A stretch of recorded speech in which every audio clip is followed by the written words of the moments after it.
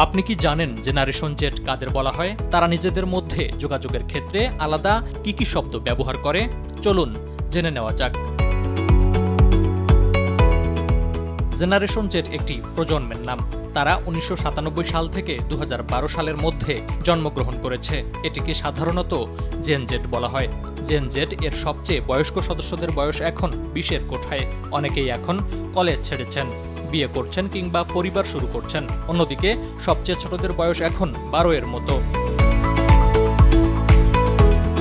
এই জেনজির জীবনযাপন, আচার আচরণের ধরন যেমন অন্য জেনারেশন থেকে একটু আলাদা, তেমনই কিছুটা ভিন্নতা রয়েছে তাদের ব্যবহৃত ভাষাতেও।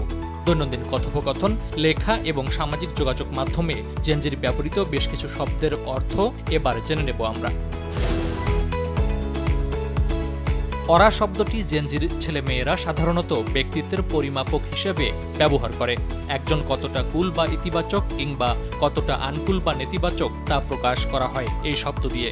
এক্ষেত্রে তারা ইতিবাচক অর্থে অরা গেইন এবং নেতিবাচক অর্থে অরা লস শব্দযুগল ব্যবহার করে।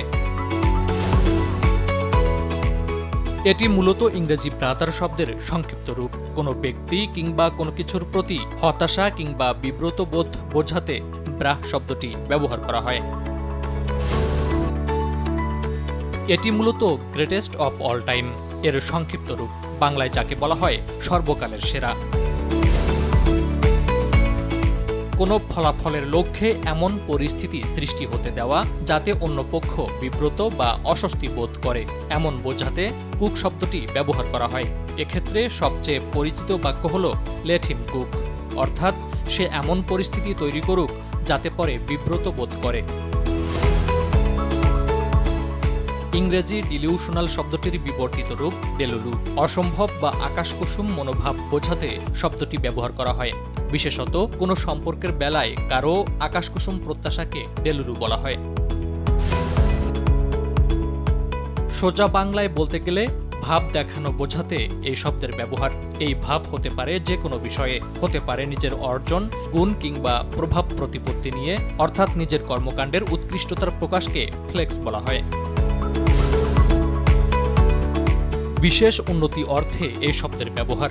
কারো বড় কোনো উন্নতি দেখলে সেটিকে ইঙ্গিত করে গ্লো আপ শব্দটি ব্যবহৃত হয়। এটি মূলত ইফ ইউ নো এর সংক্ষিপ্ত রূপ। কোনো একটি বিষয়ে কেউ আগে থেকে অবগত থাকলে শব্দটি ব্যবহার করে তার ইঙ্গিত দেওয়া হয়। ইতিবাচক, মজার, বিস্ময়কর, দারুণ, চমৎকার বা কুল অর্থে লিড শব্দটির ব্যবহার করা হয়। নির্দিষ্ট কারো কিংবা কোনো বিষয় নিয়ে আলোচনা কিংবা পরচর্চা করা বোঝাতে টি শব্দটি ব্যবহার করা হয়।